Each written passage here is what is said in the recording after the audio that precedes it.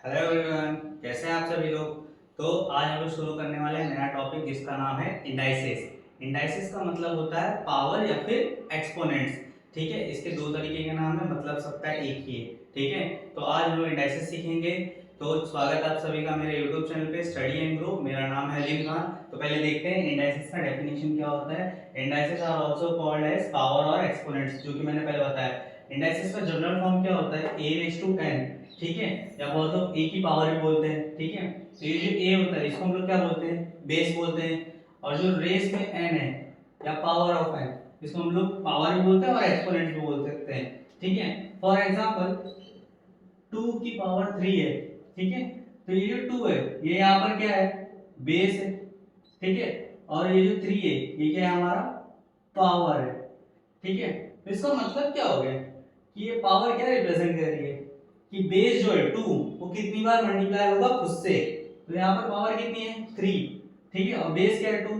तो पावर 3 है तो क्या होगा, 2 कितनी बार मल्टीप्लाई होगा खुद से, कितनी बार मल्टीप्लाई होगा, 3 बार। तो 2 into two into two, that is 2 2 2 2 4 4 2 8। ठीक है, ये समझ में आया, क्लियर है कि जनरल फॉर्म क्या होता है इंडाइसेस का।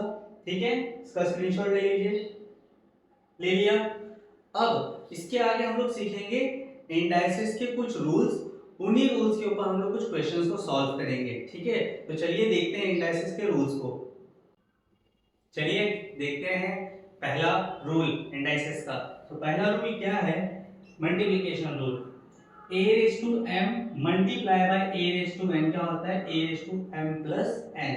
ठीक है, तो लेकिन यहाँ पर एक चीज ध्यान देना, जब मैंने लिखा है सेम बेस, मतलब अगर बेस सेम है तो ये रूल एप्लीकेबल है। For example 2 raise to 3 into 2 raise to 5 ले लेते हैं।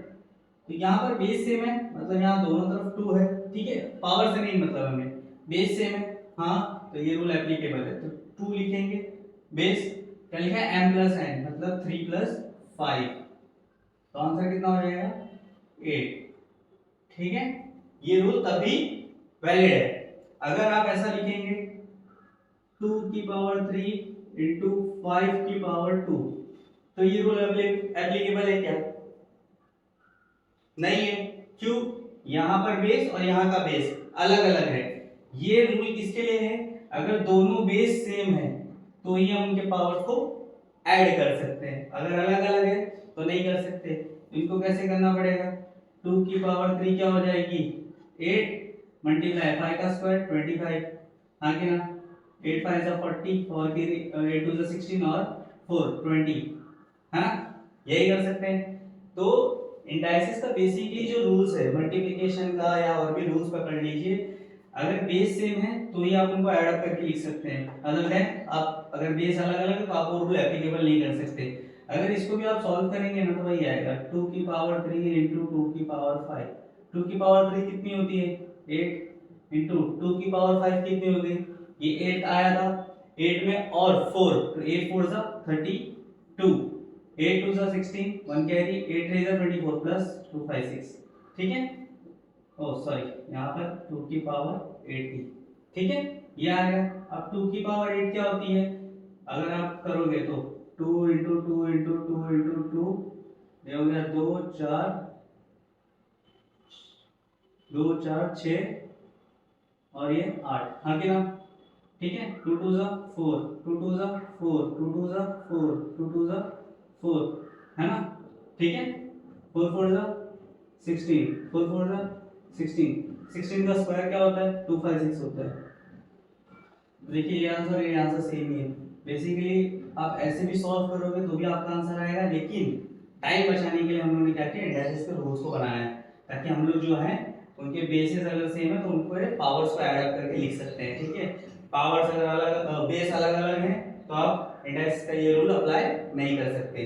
ठीक है, क्लियर है, समझ में आया, इसका स्क्रीनशॉट ले लीजिए आप और देखते हैं इसके बाद हम लोग आगे का दूसरा रूल। ठीक है, चलिए बढ़ते हैं आगे। अभी हमने मल्टीप्लिकेशन का रूल देख लिया, अब हम लोग देखेंगे डिवीजन का रूल। ठीक है, तो क्या है डिवीजन का rule, a raise to m divide by a raise to n क्या होता है, a raise to m minus n। Base same होना चाहिए। ठीक है, इसके लिए भी कंडीशन वही है। ठीक है, तो पहले प्रूफ कर लेते हैं इसको। जैसे अगर मान लीजिए आपको 5 की पावर 3 और डिवाइड करनी है 5 की पावर 2 से, हाँ कि ना। तो यहाँ पर जो है डिवाइड है, दोनों का बेस क्या है, सेम है। तो हम लोग ऐसा लिख सकते हैं 5 की पावर 3 माइनस 2, देखिए हाँ कि ना। तो क्या हो जाएगा, 5 की पावर 3 माइनस 2 कितना होता है, 1। क्लियर है, ये समझ में आया। इसकी मदद से क्या, अगर ऐसा लिख रहे तो 2 की पावर 5 डिवाइड बाई 3 की पावर 5, तो ये सॉल्व होता, नहीं होता। क्यों नहीं होता, क्योंकि यहाँ पर क्या बोल के रखा है, बेस सेम होना चाहिए। यहाँ पर बेस सेम है क्या, ये 2 की पावर 5 और 3 की पावर 5, तो यहाँ 2 और 3 है बेस, तो दोनों अलग अलग हैं, तो ये सॉल्व तो नहीं होगा। इनका नॉर्मल ऐसे कर सकते हैं आप, इसका मतलब तो ये होता है। बाकी आप उसको अगर आप एक्सपांड करते हो, सिंप्लीफाई करते हो, बात अलग है। अगर इसका करना रहता आपको नॉर्मल मेथड से, तो 5 की पावर 3 डिवाइड बाय 5 की पावर 2, इसका मतलब क्या होता है, 5 की पावर 3 अपॉन 5 की पावर 2, ऐसे लिख सकता हूँ, हाँ कि ना। तो 5 की पावर 3 मतलब क्या होता है, 3 बार 5 मल्टीप्लाई होगा, और 5 की पावर 2 का मतलब क्या होता है, 2 बार 5 मल्टीप्लाई होगा। ये मैंने स्टार्टिंग में बताया था, पावर रिप्रेजेंट क्या करता है, नंबर कितनी बार अपने आप से मल्टीप्लाई होगा। ठीक है, तो ये 3 और ये 2, 1 2 1 2, बचा कितना, 5। देखिए ठीक है, क्लियर है, समझ में आया। तो ये ना करने के लिए हम लोगों ने क्या किया, रूल लगा दिया डिवीजन का। क्लियर हो गया, सेम बेस रहेगा तो डिवाइड एप्लीकेबल है, सेम बेस रहेगा तो मल्टीप्लाई एप्लीकेबल है। ठीक है, क्लियर है, इसका भी स्क्रीनशॉट ले लीजिए, ले लिया, समझ में आ गया। अब बढ़ते हैं आगे, चलिए बढ़ते हैं आगे, देखते हैं अब क्या है तीसरा रूल। तीसरा क्या है, पावर ऑफ पावर, मतलब बेस का पावर ब्रैकेट के बाहर उसका भी पावर। ठीक है, तो क्या होता है इसका आंसर, बेस मतलब a raise to m into n, मतलब फॉर एग्जांपल 3 का स्क्वायर और यहाँ पर 3 लिख दिया। ठीक है, इसके जैसे ये क्या हो जाएगा, ये और ये मल्टीप्लाई, तो 3 रेज टू 2 इंटू 3, हाँ कि ना। पावर पावर को मल्टीप्लाई करके लिख सकते हैं। ठीक है, तो क्या हो जाएगा 3 की पावर 6, हाँ कि ना, समझा। अगर नॉर्मल तरीके से भी आप इसको सॉल्व करोगे, ठीक है, तो क्या हो जाएगा, पहले ब्रैकेट के अंदर को सॉल्व करोगे, 3 का स्क्वायर 9 रेज टू 3, 9 9 जा 81, 81 इंटू 9 कितना होता है, 9 8 9 जा 72, 7 2 9। ठीक है, आ गया इसका आंसर। इसको भी सॉल्व कर लीजिए, क्या हो जाएगा, 3 की पावर 6 है, तो मतलब ये कितनी बार होगा, 6 टाइम्स, है ना। 3 3 जा 9, 3 3 जा 9, 3 3 जा 9, 9 की पावर 3 7 2 9। ठीक है, चाहे ऐसे सॉल्व करें चाहे ऐसे करें, बात एक ही है। ठीक है, पावर को डायरेक्ट मल्टीप्लाई आप कर सकते हैं, यही है पावर ऑफ पावर का फॉर्मूला बोलिए या रूल बोलिए। ठीक है, इसका स्क्रीनशॉट ले लीजिए, ले लिया। अब बढ़ते हैं आगे, चलिए नजर डाल लेते हैं दूसरे रूल पे। तो क्या है, पावर ऑफ प्रोडक्ट। ठीक है, पावर ऑफ प्रोडक्ट क्या होता है, ए क्रॉस बी ब्रैकेट के बाहर पावर m है। ठीक है, ए क्रॉस बी का पावर क्या है, m है, तो हम लोग उसको इसके कैसे लिख सकते हैं, a की पावर m एंड b की पावर m, सेपरेट कर सकते हैं पावर को। अगर एग्जांपल लेंगे तो 2 इंटू 5 रेज टू 3 ले लिया, तो क्या हो जाएगा, 2 की पावर 3 हो जाएगा और 5 की पावर भी 3 हो जाएगा। आप इसका उल्टा भी कर सकते हैं, अगर ऐसा दिया तो आप ऐसा भी कर सकते हैं। ठीक है, क्लियर है, समझ में आया। और अगर नॉर्मल फॉर्म में आप सॉल्व करते तो 2 इंटू 5 की पावर 3 क्या हो जाएगी, 5 टू 10 और 10 की पावर 3, तो 10 की पावर 3 कितनी हो जाएगी, 100, हाँ कि ना। अब इसको भी सॉल्व करेंगे तो ये आएगा 8 इंटू 125, कितना हो जाएगा 1000, हाँ कि ना। ये भी आंसर सेम, ये भी आंसर सेम है, आप कोई भी तरीके से कर सकते हैं। ठीक है, तो ये था पावर ऑफ प्रोडक्ट का फॉर्मूला या रूल बोल सकते हैं, और इसका सॉल्यूशन। क्लियर है, समझ में आया कैसे करते हैं। ठीक है, चलिए देख लेते हैं पावर ऑफ फ्रैक्शन। ठीक है, तो अभी हम लोगों ने पावर ऑफ प्रोडक्ट देखा था, है ना। पावर ऑफ प्रोडक्ट देखने के बाद हम लोग देखेंगे पावर ऑफ फ्रैक्शन। तो ये भी सिंपल है, a अपॉन b फ्रैक्शन में है, उनकी पावर m है, तो हम लोग कैसे लिख सकते हैं, a की पावर m अपॉन b की पावर m। एग्जांपल ले लेते हैं, 3 अपॉन 4 का स्क्वायर, हाँ कि ना, क्या हो जाएगा 3 की पावर 2 और 4 की पावर 2, हाँ कि ना, ये क्या हो जाएगा 9 और ये क्या हो जाएगा 16, हाँ कि ना। अगर आप ऐसा भी करोगे तो भी चलेगा।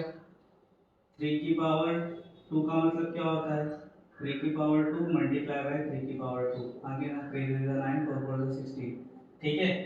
चाहे ऐसे लिख लीजिए चाहे ऐसे कर लीजिए, एक ही बात है, आंसर आपका सेम ही आएगा, ठीक है। ये है पावर ऑफ फ्रैक्शन का फॉर्म, क्लियर है। चलिए देख लेते हैं जीरो पावर रूल, मतलब अगर a रेस टू जीरो है, बेस के पावर जो है वो जीरो है, उसका आंसर क्या होता है 1। a is not equal to zero का मतलब जो a की पावर है, ओ सॉरी a है, वो कभी जीरो नहीं होना चाहिए। अब जैसे अगर आप एग्जांपल लोगे तो 5 की पावर जीरो हमेशा क्या होगी 1 होगी, ठीक है। अब कोई भी नंबर आप ले लीजिए इनफिनिट तक, कोई भी 6 9 2 5 4, इसकी पावर जीरो क्या हो जाएगी 1। एनीथिंग रेस टू जीरो 1 होता है, सिर्फ 0 रेस टू जीरो को छोड़ के, ठीक है। इसका आंसर 1 नहीं आएगा कभी भी, ठीक है। बाकी किसी भी नंबर को आप ले लीजिए, उसके रेस में अगर पावर उसकी 0 है तो उसका आंसर क्या होगा 1 होगा। क्लियर है जीरो पावर रूल, क्लियर है, इसका स्क्रीनशॉट ले लीजिए, ले लिया।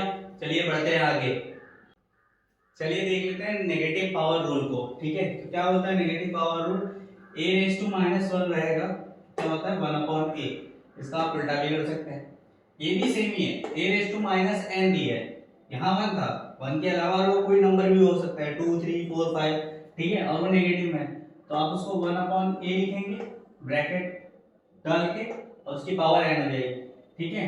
अब यहाँ 1 का तो कुछ होने वाला नहीं है, ठीक है, 1 की पावर n तो 1 ही आएगी, कुछ भी हो जाए। अब यहाँ पर ये जो a है बेस में, इसको ही पावर मिलने वाली है इनकी, तो इसको ऐसे भी लिखते हैं लोग, मतलब फॉर एग्जांपल अगर मैं लिख लूँ 3 की पावर -1, तो आंसर क्या हो जाएगा 1 अपॉन, है ना, 3 रेस टू 1, यही आएगा इसकी तरह। और उसका देख लेते हैं, अगर 3 की पावर -2 दे दिया तो क्या हो जाएगा 1 अपॉन 3, ऐसे लिखेंगे, और उसके बाद 1 अपॉन 3 का square that is 1 upon 9, clear, ऐसे लिख लें या फिर डायरेक्ट आप इसको ऐसा भी लिख सकते हैं, बात एक ही है, क्लियर है। और जैसे अगर आपने वो वाला रूल मैंने अभी आपको बताया था a अपॉन b की पावर m रहता है, तो क्या होता है a m upon b m, वही सेम रूल जैसा ये भी, बस यहाँ नेगेटिव है इसके लिए 1 अपॉन a कर रहे हैं रेसिप्रोकल, ठीक है। क्लियर है, समझ में आया ये कैसे करना है। इसका आप उल्टा भी कर सकते हैं, इसको इस फॉर्म में लेके जा सकते हैं और इसको भी इस फॉर्म में लेके जा सकते हैं, इसका भी आप स्क्रीनशॉट ले लीजिए, क्लियर है, ठीक है। चलिए देख लेते हैं लास्ट अप्रोच ऑफ इंडाइसेस क्या है। a रेस टू n दिया है equal to a raise to n के बराबर, तो उसका आंसर क्या होगा m इक्वल टू n। जहां पर अगर बेस सेम है तो उनकी पावर भी क्या होगी सेम होगी, इसको बनाना बोर्ड अप्रोच भी बोलते हैं, ठीक है। तो इसका एग्जांपल ले लेते हैं, जैसे 3 की पावर 2x है और यहाँ 3 की पावर 3 है, ठीक है, तो दोनों के बेस सेम है तो इनकी पावर भी क्या होगी सेम होगी, तो 2x equal to 3, therefore x equal to 3 upon 2, हाँ कि ना, समझा। ये एक अप्रोच होती है, याद रखना इसको, ठीक है। जहां पर अगर बेस सेम है तो पावर इक्वल होती है, क्लियर है, इसका भी आप स्क्रीनशॉट ले लीजिए। चलिए देख लेते हैं क्वेश्चन को। तो यहाँ पर क्या देके रखा है 3 की पावर x माइनस 1 प्लस 3 की power x plus 1 equal to 90, और फाइंड क्या करना है x की वैल्यू फाइंड करनी है, ठीक है। देखने में बड़ा क्वेश्चन लग रहा है बट है नहीं, खाली थोड़ा सा अप्रोच की जरूरत है, थोड़ा सा दिमाग लगाइए, ठीक है। 3 की पावर x माइनस 1 है, ठीक है, तो इसको मैं ऐसे लिख सकता हूँ 3 की पावर x डिवाइड बाय 3 की पावर माइनस 1, हाँ कि ना, लिख सकता हूँ। ये कैसे हो जाएगा, सॉरी 3 की पावर 1, ये कैसे हो जाएगा, हमने पढ़ के रखा था a raise to n divide by a raise to n, क्या होता है a raise to m minus n, ये लेके रखा था, इसको इस फॉर्म में लेके आ गए a raise to m minus n, देखिए 3 रेस टू x माइनस 1, तो डिवाइड फॉर्म में क्या है a raise to n divide by a raise to n, तो a रेस टू n क्या जगह पे क्या आ जाएगा 3 raise to x divide by 3 की पावर 1, ठीक है। तो इसको लिख लिया 3 की पावर x डिवाइड बाय 3 की पावर 1, तो 3 ही लिख दे, ठीक है, ये पहला ब्रैकेट हो गया। इसको भी देख लीजिए 3 की पावर x प्लस 1 दी है, इसको ऐसे लिख सकते हैं 3 की पावर x मल्टीप्लाई बाय 3 की पावर 1, हाँ कि ना। कौन सा अप्रोच आएगा, a raise to m multiply by a raise to n, a raise to m plus n, हाँ कि ना। इस फॉर्म में लेके रखा था, इस फॉर्म में लेके गए, क्लियर, ठीक है। तो क्या आ गया हमारा 3 रेज टू x और 3 raise to x multiply by 3 equal to 90, हाँ कि ना। इतना तो हमें समझ में आया।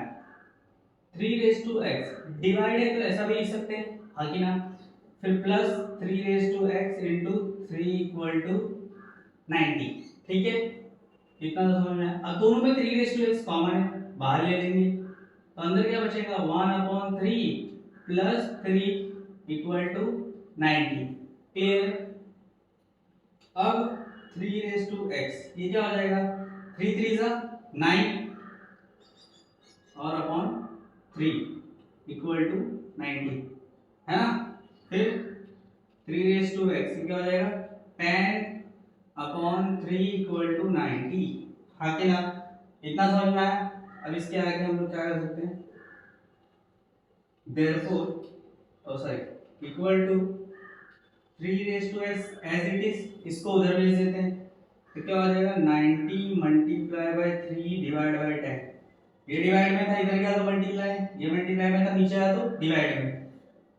तो 3 रेज टू x किसके बराबर हो जाएगा 0 0 कैंसिल, 9 3 जा 27, ठीक है। चलो यहाँ तो हम लोग लेके आ गए। अब क्या होगा, मैंने आपको एक बनाना बॉन्ड सिखाया था, a raise to m equal to a raise to n और उनकी पावर सेम होती है, ये पढ़ा था हमने। a रेज टू m तो दिया ही है, अगर मैं इसका क्यूब करूं 3 3 जा 3 1 जा 3 3 2 3 3 3 को 3 बार मल्टीप्लाई करेंगे क्या हो जाएगा 27, 3 का क्यूब, हाँ कि ना। तो देखिए 3 की पावर x इक्वल टू 3 का पावर 3, हाँ कि ना। पता है ना 3 को 3 बार मल्टीप्लाई करेंगे तो कितना आ जाएगा 3 इंटू 3 इंटू 3 3 इंटू 3 9 9 3 जा 27, ठीक है। अब बनाना बॉन्ड अप्रोच के हिसाब से क्या होगा a raise to m equal to a raise to n है तो उनकी पावर्स क्या होती है इक्वल, बेस सेम तो पावर इक्वल, तो x इक्वल टू 3, तो x की वैल्यू मेरी क्या आ गई 3 आ गई, क्लियर है, समझ में आया, ठीक है। इंडाइसेस के रूल भी लगे हैं, एक यहाँ पर एक यहाँ पर और एक ये, ठीक है। 3 रूल्स लगाए और इसको सॉल्व किया है, क्लियर है। इसका स्क्रीनशॉट ले लीजिए, कुछ बड़ा नहीं है, खाली थोड़ा सा ध्यान दीजिए, ऑब्जर्वेशन का काम है आपका, ठीक है। एक बार प्रैक्टिस कीजिए, अच्छे से आपको याद आ जाएगा। इसका स्क्रीनशॉट ले लीजिए।